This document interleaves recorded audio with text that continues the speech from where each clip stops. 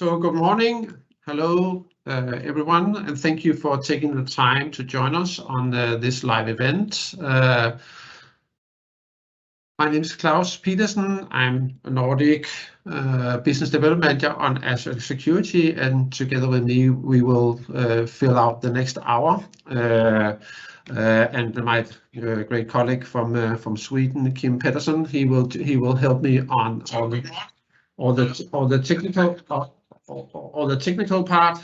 He would join me on that part as well.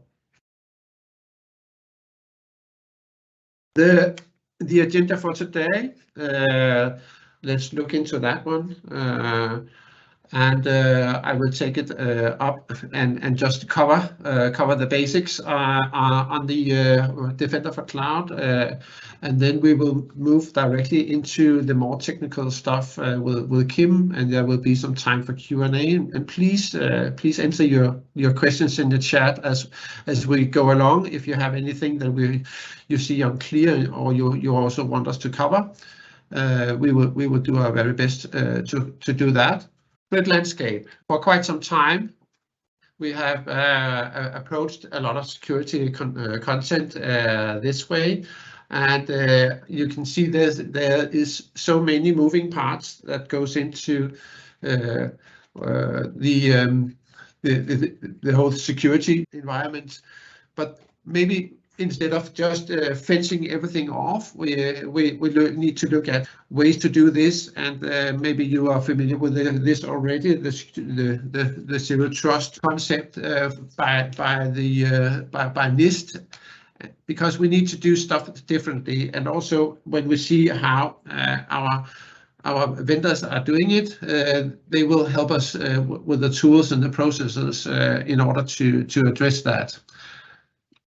So for the zero trust pillars, you can see as it is very explicit, it's very, very, very important that we do basic and authenticate on stuff that's all the data points used the just in time, and also we need to address whatever we do in a way so that we actually are able to mediate any security breaches that we will have, because we need to work in a way where we assume that we will be breached at one point, and we need to make sure the processes and systems are set up in a way to protect us even better than we did over time.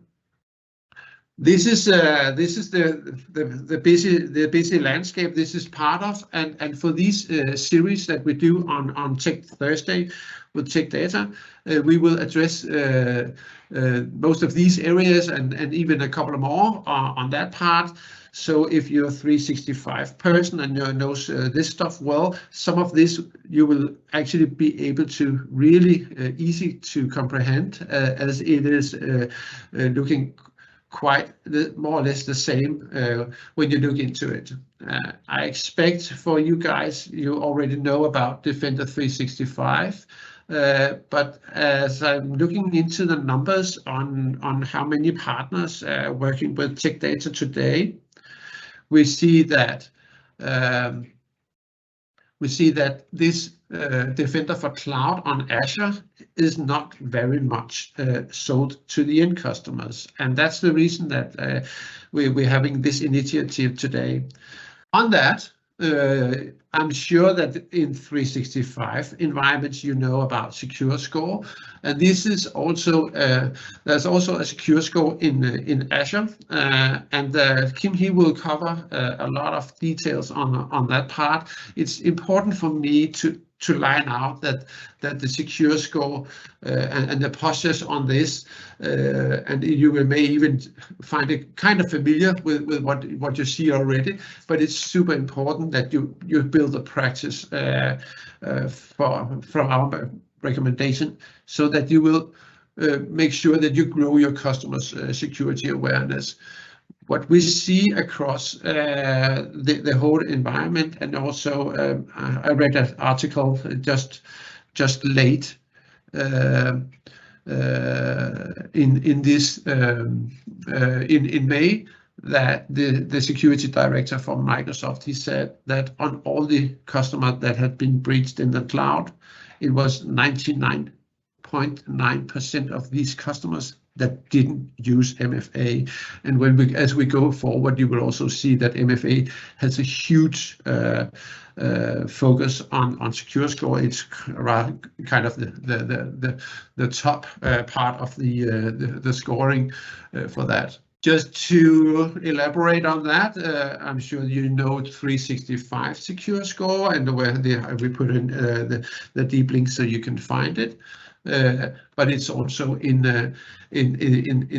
Azure, but it's a different way to do it. So you need to have your Azure practice up on that part. Another thing that Kim also will cover is that this is not only for the Azure environment. You can see here Azure Arc is a management platform that you're actually able to have it even if you're a multi-cloud user within both AWS and Google Cloud. And as a tech data company, we also have these services on our shelves. So if you're not already there and your customers need it, we will be very, very keen on to help you. So that's the basics part for this area. And I will actually not spend more time on the overall part, but we will send the pointer over to Kim, and he will just elaborate a little bit more on the threat landscape and go directly into the deep dive. So hold on to your hats. Thank you for that, Klaus. So first, to introduce myself briefly, my name is Kim Pettersson, and I work as a cloud solutions architect with a main focus on Microsoft Azure, and I've been doing so for quite some years now. But yeah, I'm gonna do a brief look into some more details at the current threat landscape that we're facing today. And then we're gonna talk about Defender for Cloud. I want to start off with a few numbers. So this year, Veeam conducted a poll among 1,000 of their customers and found a staggering number that actually 73% of those organizations have been attacked by ransomware in some form. And out of those, 47% of those attacks resulted in encrypted data to some extent. Some of the numbers, Forbes reported early this year about a penetration testing that was done on multiple company network. And they found some really staggering findings there as well, that 93% of those tested networks could be breached. And if you look in the trends, so of course malware continues to be the biggest trend as a security threat right now. But with the developments that have happened in Ukraine this year, we see that after that, the nation state attacks has risen to the second largest threat right now in the digital landscape. So I just want to show you that the threat landscape is ever evolving and sadly not to the better. If we move forward a bit and look into how this affects organizations. So how we see that organizations are utilizing their digital infrastructure today. We see that more and more organizations are utilizing multi-cloud, not only sitting in Azure or on-premise, they're using Google Cloud, AWS as well, and they are using more and more cloud services. And what we see, what we get back from this organization is that they face an ever-increasing complexity to actually gain insights and protect these cloud infrastructures. And that is where Microsoft Defender for Cloud comes in. So first off, I want to explain a little bit on a high level what exactly Defender for Cloud is, because Microsoft Defender has been around for quite a while, and we all know about the antivirus part, the Defender for Endpoint and all that. But Defender for Cloud is so much more than just endpoint protection. It's actually a solution that it finds weak spots across your entire cloud configuration, and that's not only what's happening inside your workload, what's happening inside your VMs. It finds and strengthens the configurations around them. That could be networking, that could be access rights and whatnot. And of course, we do get a single pane of glass of alerts and security incidents, and have the possibility to respond to them automatically if we want to. And we do have the possibility, of course, to automate it and integrate with a whole range of third-party tools. And as Klaus mentioned, Defender for Cloud is a multi-cloud product. Of course, it's based on Azure, but it supports AWS, Google Cloud, and of course your own on-premises infrastructure as well. So if we look a bit on how Defender for Cloud differentiates from the competition, it's cloud-based, it's Azure-based, and what that means is we don't have any virtual machines that we need to install. We don't have to install any software and stuff like that. It's a one-button click, one-click deployment to get started with it. There's nothing more needed than that. As mentioned, it's a multi-cloud product, and we can easily provision new resources within those clouds.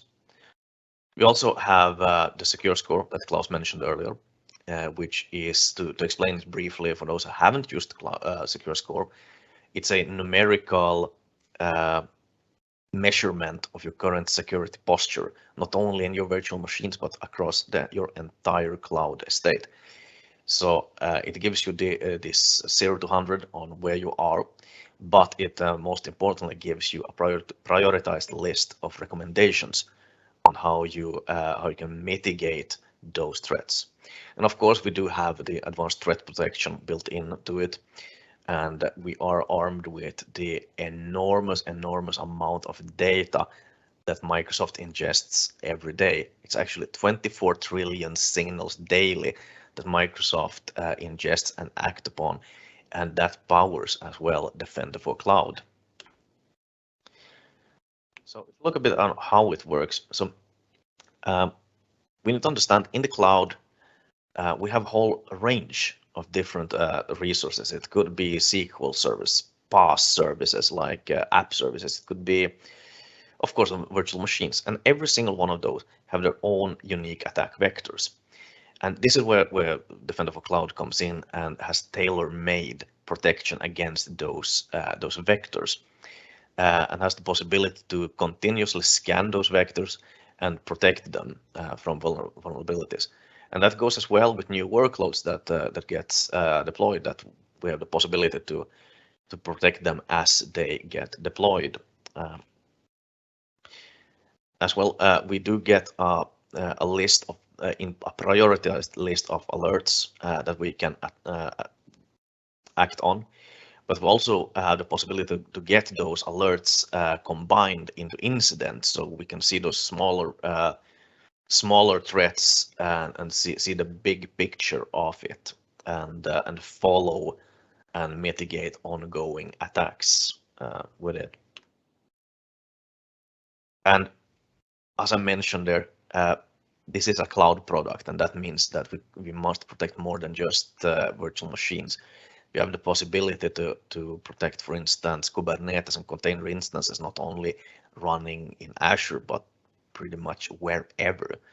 We have the possibility to protect, I would say, almost every single Microsoft-based SQL service there is, be that a PaaS database or your own SQL server running on your desk. You have the possibility to protect that as well as file services. But one thing that really makes Defender for Cloud stand out is the possibility to protect the service layer. And that is, in the case of Azure, protecting the resource manager. The resource manager is what's responsible for all the deployments, for keeping up your whole infrastructure. So protecting the access to that and gaining insights into what is deployed by whom is key. So I really can't stress that enough. But if we move forward, look into how we can protect our VMs. So first off, I need to explain a little bit about what differentiates running virtual machines in a cloud or a public cloud versus running it yourself, because many of you have already worked with VMs. You maybe have worked with vSphere. You know that when you create a VM on premises, you work from the inside of your network, from inside your hypervisor. You create a VM, you configure it, you go into the firewall, and you're fully aware of all the ports you're opening and what access you're giving to the VM. So in the cloud, we have of course the same possibility, but it's so much easier. By simply clicking next, when creating a VM, we suddenly have a fully functional server with the management ports open. We have a public IP. It's ready to use. It's really quick. But the issue is that it's easy to make mistakes, and it becomes a really hard thing to get the insights of a scale when you, let's say, have a bunch of developers who have created a bunch of development machines, but you really don't see what the security posture of those machines is. And this is where I would say the threats of running machines in the cloud is slightly different, because it's a bit harder to control, but this is what Defender for Cloud can help. So we start with the onboarding part. It's a very simple part. I will show you this in demo in a bit. But basically, it's a single button click to onboard a VM to Defender for servers. And you have a really easy way to gaining insights on what virtual machines are not covered. Basically, you have two lists: what is covered and what isn't. And what isn't covered, you can easily remediate with one click. So if you look at it, of course, we have a multi-cloud support. We have the possibility to protect those EC2 instances in Amazon, and of course your own servers with Azure Arc. I'm going to discuss that just in a bit. But we have these specialized protections that are from a cloud perspective, and that's things like just-in-time virtual machine access that Klaus touched upon, and I'm gonna also go into detail what that means. It's a really cool thing. Also, we have the adaptive network hardening, which is the possibility to, over time, utilizing machine learning to even more secure down the firewall rules or the network security groups. So these are just some parts of the things that makes the Defender for servers stand out. So one of the functions that we have is the attack surface reduction, or ASR. And this is a way of limiting the attack surfaces within a server, where we get a list of all the possible threats within a server, and with a single click we can remediate those with minimal or no disruption to the system, and we get a very easy list and overview of what threats we do have within those servers. Of course, we do have still antivirus, better than ever, utilizing behavioral-based real-time protection.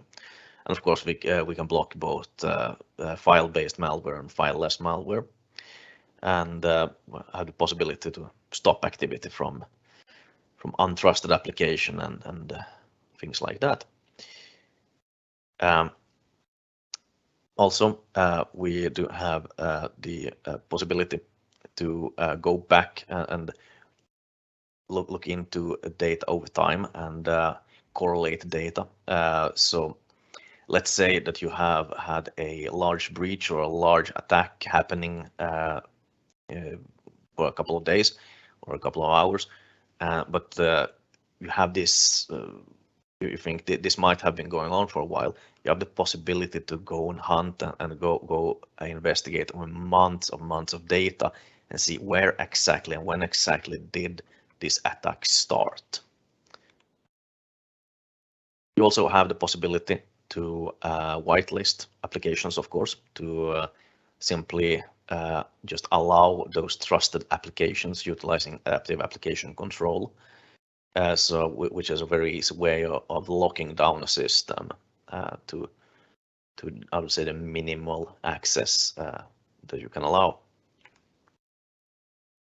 And of course, you have the possibility to continuously scan your virtual machines, be those Linux VMs or Windows VMs. Very easy to deploy this vulnerability scanner, and you also have the possibility to utilize either Microsoft's own threat management or using Qualys-based threat management. So that is included. And then just-in-time access. So sometimes we do have these VMs that we really need to have management ports open on. It could be for some reason that we can't utilize a VPN or something like that, that we need to have the RDP port or the SSH port open for management, that is. But we have the possibility to use just-in-time VM access that basically shuts down the port, it blocks it in firewall. But you have the possibility then to add users, trusted users that can go into the Azure portal and request access and open that port for a short time just to access it when they need it, and automatically that port shuts down when it's not needed anymore. And I mentioned the adaptive network hardening. So you see the abbreviation NSG, that stands for Network Security Group, which is basically Azure speak for firewall rules. It's a bit more complicated than that, but basically what adaptive network hardening does is utilizing, it analyzes with machine learning the traffic flows from and to the VMs, and learns basically what is trusted traffic and not, and hardens those NSG rules as time goes on. And of course, we do have file integrity monitoring. So we have the possibility to monitor what's going on in for instance, the Windows registries or system files on the operating system level, to see if we see changes there that could indicate that we have an attack that might be going on. And we have different ways of how we can do that. We have a list of suggestions from Microsoft that we can utilize, or if you have your own logic that you want to apply, you can do so as well. And when it comes to the supported operating systems, of course, all the major Windows Server releases since 2012 R2, and the major distros releases of Linux as well. So I'm not going to go into detail in the SKUs, but we do have 2 SKUs of Defender for Server, and I will show you where in the Azure portal you actually can find this comparison. So you can do the right selection of which SKU fits your needs the best. So I mentioned that I wanted to talk a little bit about Azure Arc and what that does in relationship to Defender for Cloud. So Azure Arc, to simplify it, it's a tool that helps you gain insights and do inventory on virtual machines running outside of Azure, most likely in your own data center. And basically what you do, you run a script on those virtual machines, and then with that an agent gets installed that reports back to Azure, and you have the possibility then to add RBAC roles to your own deployments from Azure with, for instance, Defender for Cloud or tagging and setting policies to them. So this is a really I would say powerful technology, and with the combination of Defender for Cloud, it's I would say the first step to get that hybrid cloud security up and running. So next up, we're gonna switch blade and actually look into containers a bit. We've seen some quite interesting developments in the container sphere. So if we look between 2016 and 2021, we saw in production an increase of 300% of the utilization of containers, and especially Kubernetes-based systems. And this brings some challenges, because containers does have their own unique set of challenges. I will go through them in the next slide. we need to gain some insights in how we can well, mitigate threats and how we can secure our Kubernetes infrastructure. And this is something that organizations have reported on, that this is one of the bigger issues with running Kubernetes and such, that the people don't have insights in their security posture. And this is something that where Defender for Containers can come in and help. So if you look a bit on how the threat landscape looks for Kubernetes. So of course, as Klaus mentioned, please enable that MFA. If you haven't done it, do it now.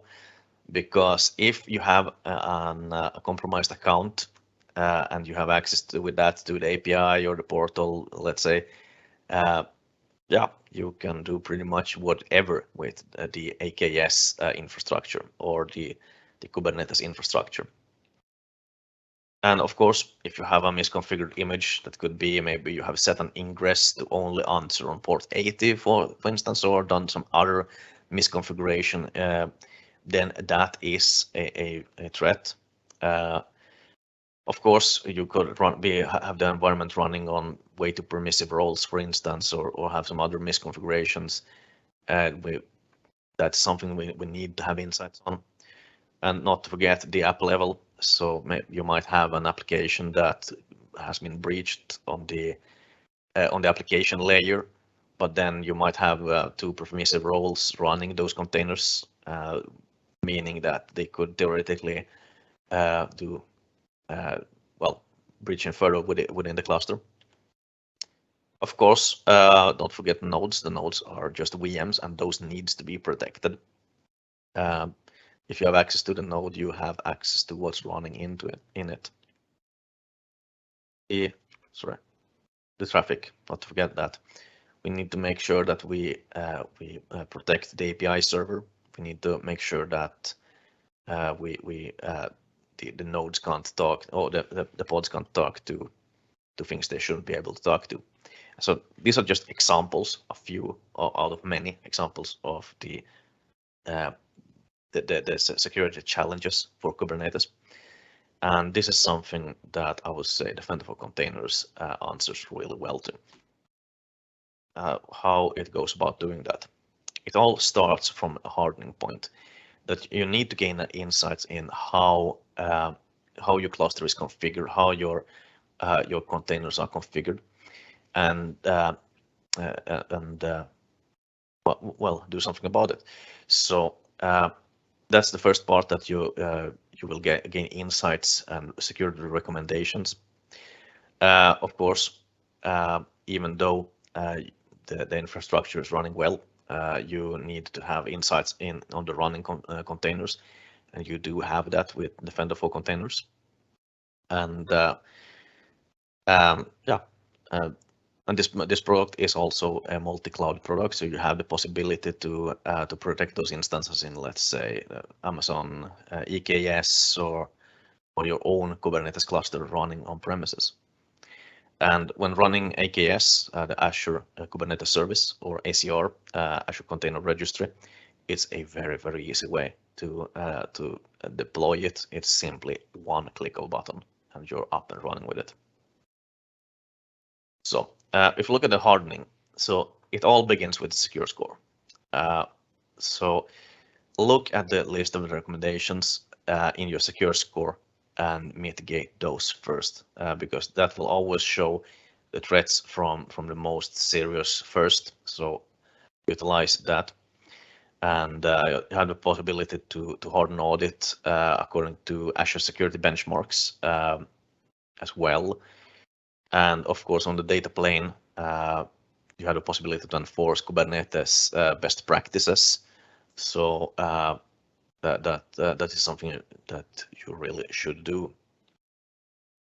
And when it comes to vulnerability management, so it begins, of course, with the container. So within the container registry, you have the possibility to, or you will have your images scanned whenever something is happening within the ACR, that is, whenever something is pushed into it or imported into it or pulled out of it into a cluster, a scan will be triggered with Defender for Containers. And of course, we have a continuous scanning of whatever is running on top of Kubernetes. Yeah, but a really cool thing that that has been developed now and is actually out now, that's the possibility to integrate the scanning of your images already in the build pipeline. So if you're running right now a Kubernetes shop and you're running, let's say, Azure DevOps, you really should look into this integration. It's a really cool thing. So if we switch blade again and look into the database and the storage protection, so we do have solutions for that as well with the Defender for databases and storage. So when it comes to databases, it's a very simple thing to as well to enable. You just click one button and you're up and running. As mentioned, every single Azure resource has their own specific threats, and so with databases. So Defender for databases does have this very specific threat detections with that is specified for databases, and you can respond at a scale, meaning you begin at responding to the most serious threats and work your way downwards, so you don't have too much impact on your infrastructure. And of course, you have the possibility to integrate these findings, this data with third-party solutions such as Sentinel and Purview. So I mentioned that basically every single kind of Microsoft SQL can be protected. That's everything from the single pass instance to on-premises SQL. So, but it should be noted that we do have possibility to protect open source databases as well. So if you're already running, let's say, a MariaDB server and something like that, you should really consider perhaps moving those databases to a managed solution.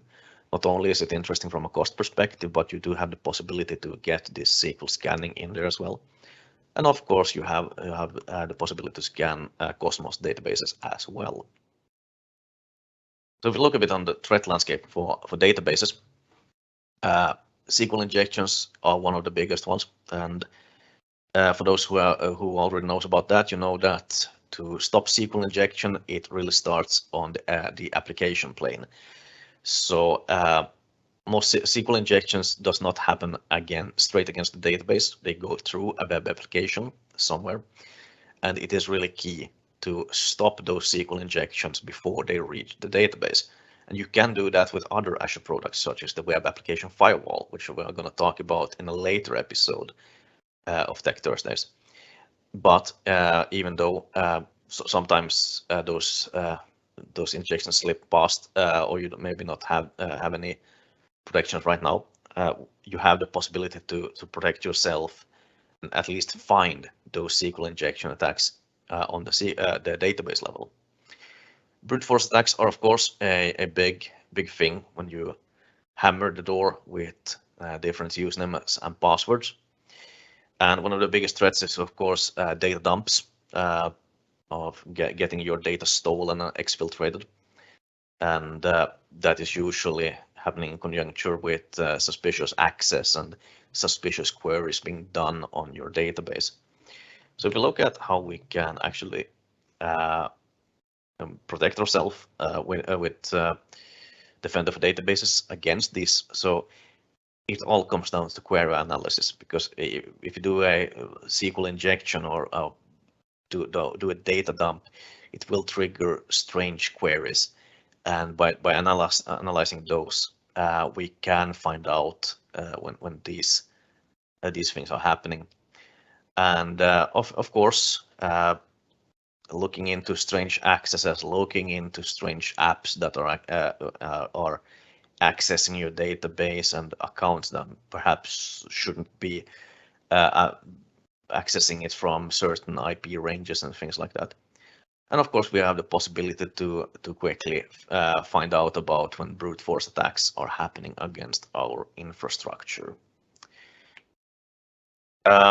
So I mentioned the enablement, really simple thing. You just go into Defender plans and you select the type of database that you want to protect, enable it, and that is that.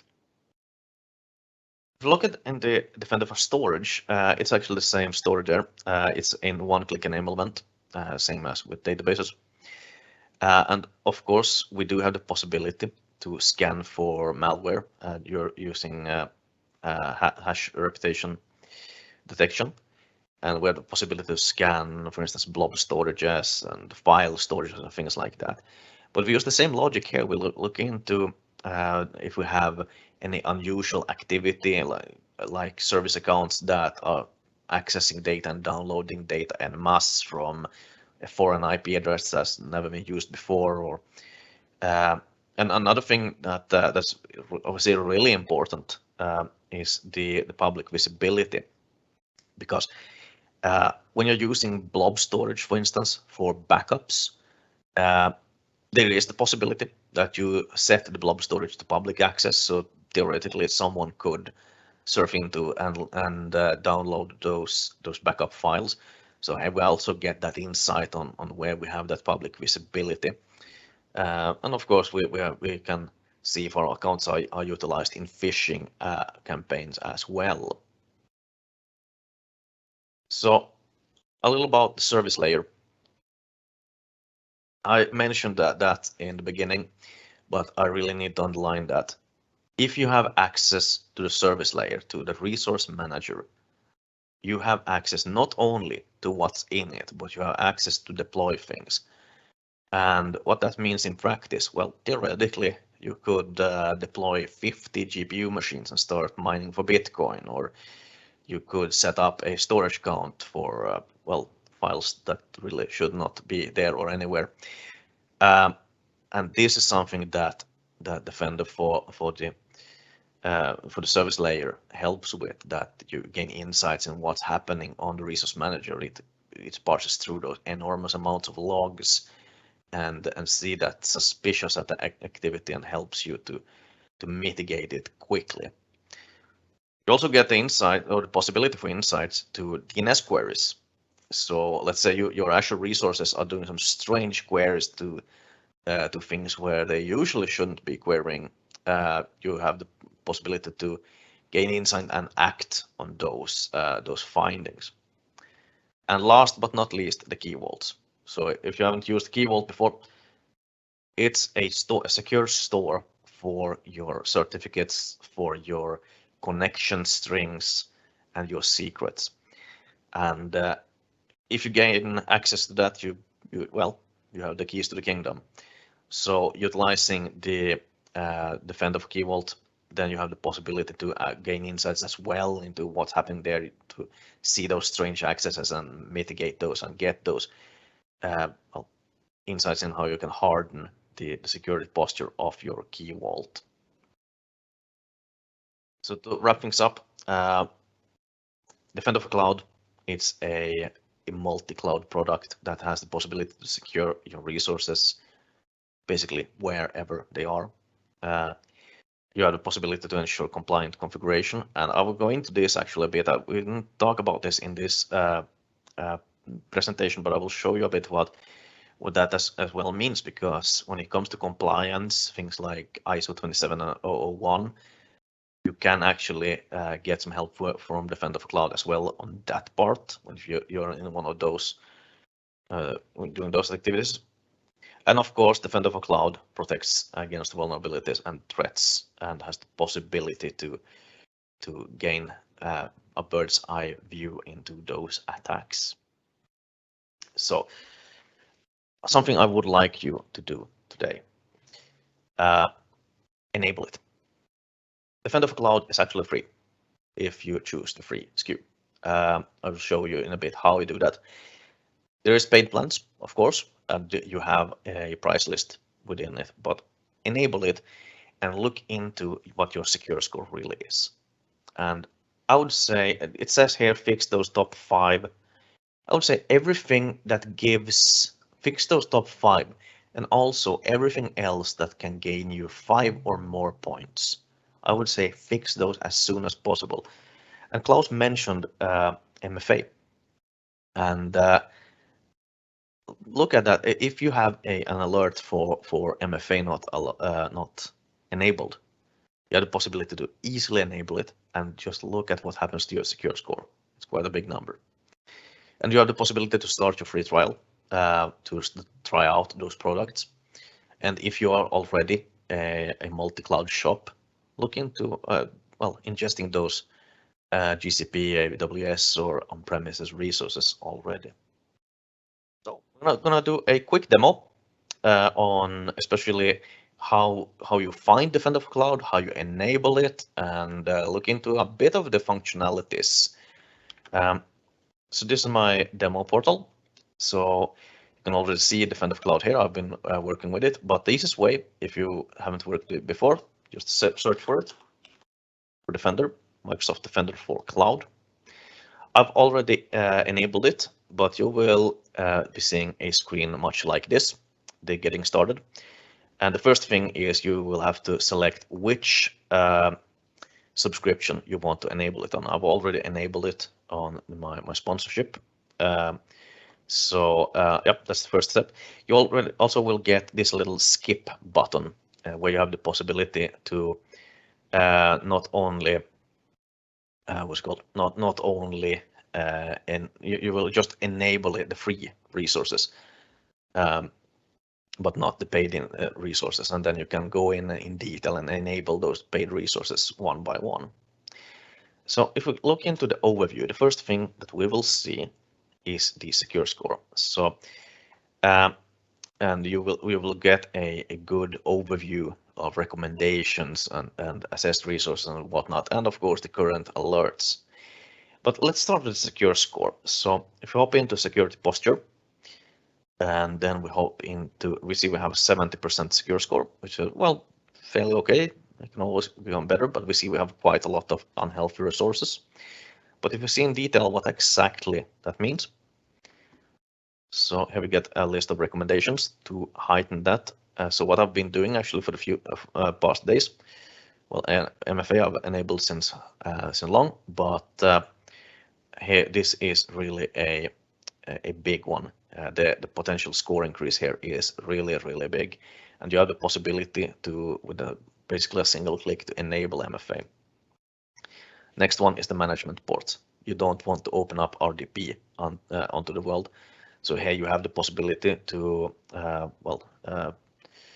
to close ports. We hop in here. Now I don't have any machines that are unhealthy, but if I had, I could click that and simply fix it easily from here. If we go back a little to recommendations, we also have it's loaded. We have the possibility to look into. We might have system updates that are not installed. We have the possibility to schedule those easily, and a whole bunch of other recommendations. So I would really like you to go in and have a look at those recommendations. So if we hop back, so the next one is of course the security alerts, so that we can gain some insights into what is actually happening right now. And I actually have two good examples of what's going on right now in my environment. So first is my colleague's machine. It's shut down, but if we look at the details of this, we can see that there was a dictionary attack committed against it, and we see that was happening under, well, basically a minute, and there was 37 failed attempts, 1 successful. This is an isolated environment, so it's not the whole world, and there was a bunch of non-existing accounts that tried to access it. So what we can do here is we get the possibility to take action already. We can enable just-in-time access or set up the NSGs to harden it. We've done that already, so this is an old alert. And we can also create a automatic response for alerts like this, and that's utilizing logic apps, which is a graphical way of doing flows, much like well, what's it? Well, the Microsoft flow thing is, so we can connect it to, let's say, Jira, create tickets, and act upon these alerts. I'll also have another here, and this is a good example as well. This is my actually my VBA, my VM backup machine that takes snapshots. So basically here it said that there were some strange scripts run from this machine and against the underlying infrastructure, the Azure Resource Manager, and it alerted on this. So in this case, I wanted to do this because what it did, it basically contacted the ARM infrastructure and said, hey, take a snapshot. So what I would like to do here is, well, suppress the whole thing. I don't want to hear about this. So I have the possibility to create suppression rules as well. I won't do it now, but to well, to filter out these kinds of alerts. So of course you can get a bird's eye of your inventory and the protection level of it in different ways. So right now I see I have a couple of machines where there are I have possibilities to increase my security posture. I have some key vaults that I think they have public access, which is not recommended. You should tighten that down, and you can get an easy insight on the security level on your infrastructure from here. You also have this little thing, the regulatory compliance. I want to just talk about the last minutes about this. So let's say that you're running a ISO 27001 process right now in your organization, doing this inventory of your cloud infrastructure is quite a task, and you have the possibility to utilize actually doing these regular compliance checks. So right now I have the Azure Security Benchmark, which I have one part of it that I'm actually compliant with. I imported the SOC TSP, but let's say for the 27001, we can enable it quite easily. So I go into the environment settings, and I go into the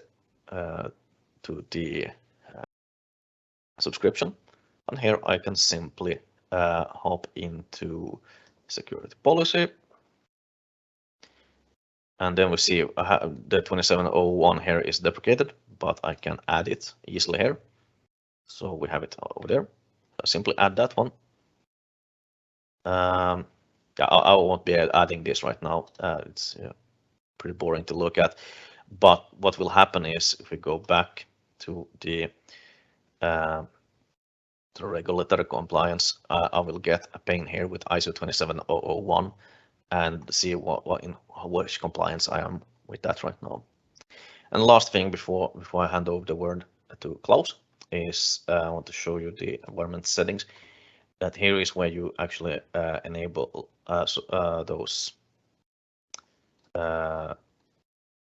different plans. So I've enabled basically everything right now. Let's say you want to enable a couple of databases, you could just hop into here and just enable it just like that. So it's a very, very easy way. You have the possibility to configure auto provisioning of resources and workflow automation and things like that. And well, I want to show you actually one last thing. I'll leave over the word to Klaus. We have Sentinel, because when you saw the security incidents and things like that, you might be thinking, hey, wait, isn't this what a CM does? And yeah, it is. And this is a really cool thing. So if you have the possibility to integrate Defender for Cloud with your CM, if it's not Sentinel or something else, it's fully possible. But if you're already on Sentinel, you have this little cool thing.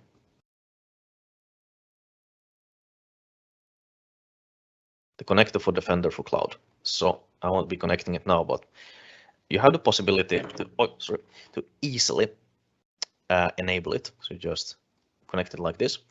And then you have the possibility to set the bidirectional sync. and I really want to stress what this means. So this does not mean that we will be able to ingest data from Sentinel into Defender for Cloud, but Defender for Cloud becomes a data source. And when we do have incidents in Defender, we also get the insights in Sentinel, and we can correlate that with the more data that we have from the other data connectors there. And when we close an incident in Sentinel, we close that incident as well with the bidirectional sync within the Defender for Cloud. So that's basically what it means. So that was a introduction to what Defender for Cloud is. That's basically all I had to say today about that. So I'm gonna stop presenting now and hand over the word to Klaus. Sure, thank you, Kim. We have a couple of questions that I think that we should take before we move on for the next part and for the call to action. The first one is on Amazon Linux 2022 and Graviton 2. Do you know if that is supported as well in this? So let me just go back into the slide, into the supported Linux instances. So I have to scroll up a bit. We have those here. So I am fairly sure we have the support for Amazon Linux 2. So with the other configuration that you mentioned, I sadly don't have that detailed data on that, but yes, for Amazon Linux 2, we do have support for that. We could just elaborate on that and look into that further and add that to the feedback that we will send out in a couple of work days.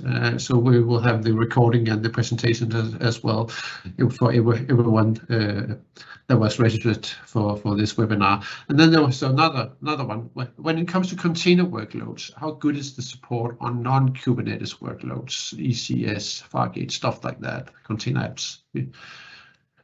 So I would say that it's mainly focused on Kubernetes-based workloads. So I will have to get into the details there. We are sadly mainly focusing on Kubernetes right now with AKS, EKS, and things like that. But let me get back to you on that. Okay, good. And then there's one thing here is a continuous scanning on things already in ACR or ECR in case of an update of a vulnerability database. Yeah, so it's automatically triggered when something has happened. I'm fairly sure that you can set those scans to happen with other actions as well. Again, this is something that is fairly new for me as well, so I'll have to look into exactly what other triggers we can set for those ACRs. Okay, good. And the last one I have on this one is how exportable, if you can say that, is the data from the Microsoft ecosystem. The person asking is, I get that you can dump everything into a Sentinel workspace, but what if you want to build something around the findings? How extensive is that part, API, stuff like that? So I can show you actually, if I can share my screen briefly, the kind of, so if we go back to Defender for Cloud, so you do have some possibilities here. So you do have the continuous export of data to multiple targets. So you have the possibility to use, well, log analytics, of course, but you do have the possibility to use, for instance, an event hub as well and act upon that data however you want. So it's a very simple thing to enable as well. So I hope that answers your question. Good. That was the questions in the chat for now. We will follow up on the unclear thing and add that to the feedback. And then we're just a few minutes away from wrapping up now. So I'd like to say a few things on that part. So on the call to action.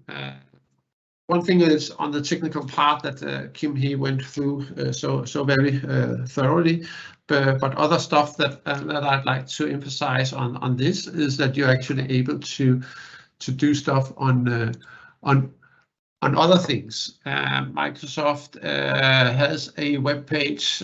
You can search it, but anyway, the link is included in the presentation as well for the Zero Trust, and just to evaluate on your own Zero Trust security posture. I played a little around with these quizzes. Of course, I took the identity quiz, and if it cannot come as a big surprise as the first question in identity is whether you use and have enabled multi-factor authentication, MFA. So I just pick some random answers through the questionnaire, and this is quite a good way also to address with your end customers to have a discussion on this and taking the quizzes, and the links here are relevant. So the links and the findings here on the areas actually goes into what you answered, so you can have stuff moving on for that conversation with the end customers. And just want to point out that Microsoft since April have a certification on this area as a cybersecurity expert. It is a heavy lift to become that security expert. There's a lot of stuff going into that, and you can see the latest one is the SC 100, and then you are certified, but you have to qualify by having all the 4 other trainings as well. You can go the way to the training in many different ways, but Tech Data is also a certified trainer. So on Academy, and this one says Denmark, but if you go into the academy.techdata.com, you can find your own country there, and this overview will be the same. And you can see that I just highlighted the stuff that goes into Azure and in specifics into the security part. We have those courses already at hand. For any matter in this webinar, I urge you to address me or your colleagues in the